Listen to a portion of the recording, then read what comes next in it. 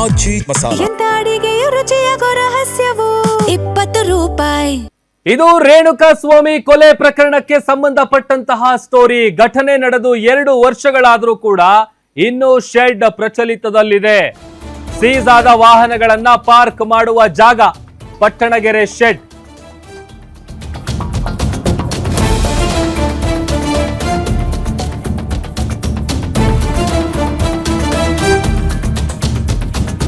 ಇದು ಚಿತ್ರದುರ್ಗದ ರೇಣುಕಾ ಸ್ವಾಮಿ ಕೊಲೆ ಪ್ರಕರಣಕ್ಕೆ ಸಂಬಂಧಪಟ್ಟಂತಹ ಸುದ್ದಿ. ಘಟನೆ ನಡೆದು 2 ವರ್ಷಗಳಾದರೂ ಇನ್ನೂ ಪ್ರಚಲಿತದಲ್ಲಿದೆ ಶೆಡ್. ಸೀಸ್ ಆದ ವಾಹನಗಳನ್ನ ಪಾರ್ಕ್ ಮಾಡುವ ಜಾಗ ಈ ಪಟ್ಟಣಗೆರೆ ಶೆಡ್. ಕಂದಾಯ ಇಲಾಖೆಯ ಪ್ರಕಾರ ಇದು ಕೃಷಿ ಭೂಮಿ ಅಂತ ಇದೆ. ವಾಣಿಜ್ಯ ಬಳಕೆ ಮಾಡ್ತಿರೋದ್ರಿಂದ ಕಮರ್ಷಿಯಲ್ ಆಧಾರದಲ್ಲಿ ಟ್ಯಾಕ್ಸ್ ಅನ್ನ ಕಟ್ಟಬೇಕು. ಆದ್ರೆ ಕಳೆದ ಹಲವು ವರ್ಷಗಳಿಂದ ಟ್ಯಾಕ್ಸ್ ಅನ್ನ ಕಟ್ಟಿಲ್ವಂತೆ ಶೆಡ್ ನ ಓನರ್. 2008ರಿಂದಲೂ ತೆರಿಗೆ ಕಟ್ಟದೆ ಆಟ ಆಡಿಸ್ತಾ ಇದ್ದಾರಂತೆ ಶೆಡ್ ನ ಮಾಲೀಕರು.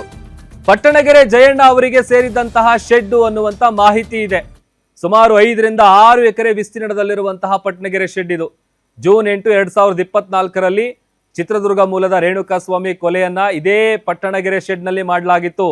ನೋಟಿಸ್ ಪ್ರತಿ ಕೊಡಿ ಅಂದ್ರೆ ಕುಂಟು ನೆಪ ಹೇಳ್ತಿದ್ದಾರೆ ಜಿಬಿಎ ಅಧಿಕಾರಿಗಳು.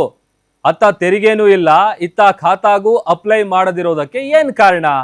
ಮೂಲ ಸೌಕರ್ಯ ಪಡೆದಿರುವಂತಹ ಶೆಡ್ ಮೇಲೆ ಯಾಕಿಷ್ಟು ಸಾಫ್ಟ್ ಕಾರ್ನರ್ ಅರ್ಥ ಆಗ್ತಾ ಇಲ್ಲ. ಪಟ್ಟಣಗೆರೆ ಶೆಡ್ ನಿಂದಲೇ ಗ್ಯಾರಂಟಿ ನ್ಯೂಸ್ ಎಕ್ಸ್ಕ್ಲೂಸಿವ್ ಆದಂತ ಗ್ರೌಂಡ್ ರಿಪೋರ್ಟ್ ಅನ್ನು ಕೂಡ ನೀಡಿದೆ.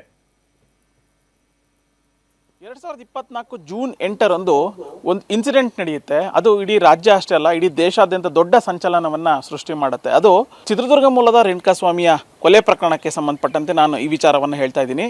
RR ನಗರ ವಲಯದಲ್ಲಿ ಬರುವಂತಹ ಪಟ್ಟಣಗೆರೆ ಶೆಡ್ನಲ್ಲಿ ಈ ಒಂದು ಘಟನೆ ನಡೆದಿದೆ ಅನ್ನುವಂಥ ಒಂದು ಮಾಹಿತಿ ಸಿಗುತ್ತೆ. ಸೊ ಅದರ ಆಧಾರದ ಮೇಲೆ ಪೊಲೀಸರು ಆ ಒಂದು ಘಟನೆಯ ಮೂಲವನ್ನು ಹಿಡಿದು ನಟ ದರ್ಶನ್ ಆಗಿರ್ಬೋದು, ನಟ ದರ್ಶನ್ ಸೇರಿದಂತೆ ಪವಿತ್ರ ಗೌಡ ಸೇರಿದಂತೆ ಸುಮಾರು 17 ಜನರನ್ನು ಈ ಒಂದು ಪ್ರಕರಣದಲ್ಲಿ ಸದ್ಯಕ್ಕೆ ಜೈಲಿಗೆ ಕಳಿಸಿದ್ದಾರೆ. ಸದ್ಯ ನಾನು ಆ ಒಂದು ಶೆಡ್ನ ಮುಂಭಾಗ ಇದ್ದೀನಿ. ಯಾಕೆ ಆ ವಿಚಾರವನ್ನು ನಾನೀಗ ಹೇಳ್ತಾ ಇದ್ದೀನಿ ಅನ್ನುವಂಥದ್ದನ್ನು ನಿಮಗೆ ಎಳೆಯಾಗಿ ಬಿಚ್ಚಿಡುವಂಥ ಕೆಲಸಕ್ಕೆ ಮುಂದಾಗ್ತೀನಿ. ನನಗೆ ಈಗ ತೋರಿಸ್ತಾ ಹೋಗ್ತಾ ಇದ್ದೀನಿ. ಇದು ಪಟ್ಟಣಗೆರೆ ಶೆಡ್, ಅಂದರೆ ಜಯಣ್ಣ ಅವರಿಗೆ ಸೇರಿರುವಂತಹ ಶೆಡ್ನ ಮುಂಭಾಗ.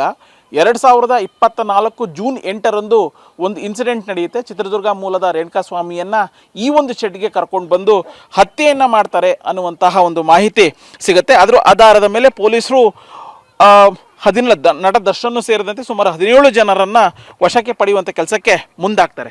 ಈಗ ಯಾಕೆ ಆ ವಿಚಾರವನ್ನು ಪ್ರಸ್ತಾಪ ಮಾಡ್ತಾ ಇದ್ದೀನಿ ಅಂತಂದರೆ, ಸದ್ಯಕ್ಕೆ ಆ ಒಂದು ಪ್ರಕರಣ ದಿನದಿಂದ ದಿನಕ್ಕೆ ಒಂದು ಹೊಸ ತಿರುವನ್ನು ಪಡ್ಕೊಳ್ತಾ ಇದೆ. ಮಾಫಿ ಸಾಕ್ಷಿಯಾಗಿ ಪ್ರದೂಷ್ ಮುಂದೆ ಬಂದಿರುವಂಥದ್ದು. ಸೊ ಸದ್ಯಕ್ಕೆ ಮಾಫಿ ಸಾಕ್ಷಿಯಲ್ಲಿ ಯಾವ ರೀತಿಯಾದಂತಹ ಅಂಶಗಳು ಬೆಳಕಿಗೆ ಬರುತ್ತೆ ಅನ್ನುವಂಥದ್ದನ್ನು ನಾನು ಮುಂದಿನ ದಿನಗಳಲ್ಲಿ ಗೊತ್ತಾಗುತ್ತೆ. ನಾನೇನು ನಿಮಗೆ ದೃಶ್ಯದಲ್ಲಿ ಈಗ ತೋರಿಸ್ತಾ ಇದ್ದೀನಿ. ಸುಮಾರು 5 ರಿಂದ 6 ಎಕರೆ ವಿಸ್ತೀರ್ಣದಲ್ಲಿರುವಂತಹ ಈ ಒಂದು ಶೆಡ್ ಜಯಣ್ಣ ಅವರಿಗೆ ಸೇರಿರುವಂಥದ್ದು. ಘಟನೆ ನಡೆದು 2 ವರ್ಷ ಆಗಿದೆ.